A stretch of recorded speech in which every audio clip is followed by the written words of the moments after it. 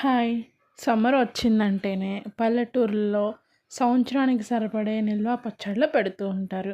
మా చిన్నతనంలో అయితే మా అమ్మ టమాటా పచ్చడని, గోంగూర పచ్చడి, ఆవకాయి అలా ఎన్నో వెరైటీస్ పచ్చళ్ళు పెట్టేది. అవన్నీ ఇప్పుడు ఒక్కొక్కటిగా అప్లోడ్ చేస్తూ ఉంటాను. మీరు ఫాలో అయ్యి సేమ్ ప్రాసెస్‌లో చేస్తే మంచి పచ్చళ్ళు రుచి చూడగలరు. మరి ఈరోజు వీడియోలో మనం టల్వా టమాటా నిల్వ పచ్చడి చూడబోతున్నాం. దీనిలో కూడా 2 మెథడ్స్ ఉన్నాయి. నేనైతే ఇప్పుడు సింపుల్గా చేసే టమాటా పచ్చడి చూపించబోతున్నాను. ఏమాత్రం స్కిప్ చేయకుండా చివరి వరకు చూడండి. హాయ్, హలో, నమస్తే, welcome back to our channel. నా వీడియోస్ కనుక మొదటిసారి చూస్తున్నట్లయితే ప్లీజ్ సబ్స్క్రైబ్ మై ఛానల్. ఇంక వీడియోలోకి వెళ్ళిపోదామా? ముందుగా టమాటాలని కడుక్కొని శుభ్రంగా తడి లేకుండా తుడుచుకొని కట్ చేసి పెట్టుకోవాలి. తడి అనేది ఏమాత్రం ఉన్నా పచ్చడి అనేది పాడవుతుంది. సో తడి అనేది లేకుండా మంచిగా తుడిచిపెట్టుకొని కట్ చేసుకొని ఆ ముక్కల్ని మనం స్టవ్ ఆన్ చేసుకుందాం. నేనైతే 1 kg టమాటాలు తీసుకున్నాను కాబట్టి దాంట్లోకి 100 grams చింతపండు కూడా వేస్తున్నాను. కేజీకి 100 grams చింతపండు వేసి చూస్తున్నారుగా వీడియోలో చూపిస్తున్నట్లు నీరు అనేది మొత్తం ఇంకిపోయే వరకు మగ్గించుకోవాలి. మళ్ళీ చెప్తున్నాను, నీరు అనేది ఎక్కడా ఉండకూడదు. ఎందుకంటే మనం టమాటా అనేది నిల్వ పచ్చడి చేస్తున్నాం కాబట్టి నీరు ఉంటే తడి అనేది ఉండి పచ్చడి అనేది ఆగమవుతుంది. సో నీరు అనేది ఎక్కడా లేకుండా మంచిగా స్లోగా నిదానంగానే చేసుకోవాలి. అప్పుడే మనకి ఎక్కువ కాలం నిల్వ ఉంటుంది పచ్చడి.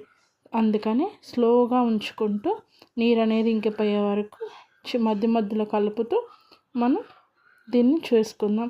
ఇప్పుడు దీంట్లోకి కొన్ని వెల్లుల్లి రెబ్బలు కూడా వేసుకోవాలి.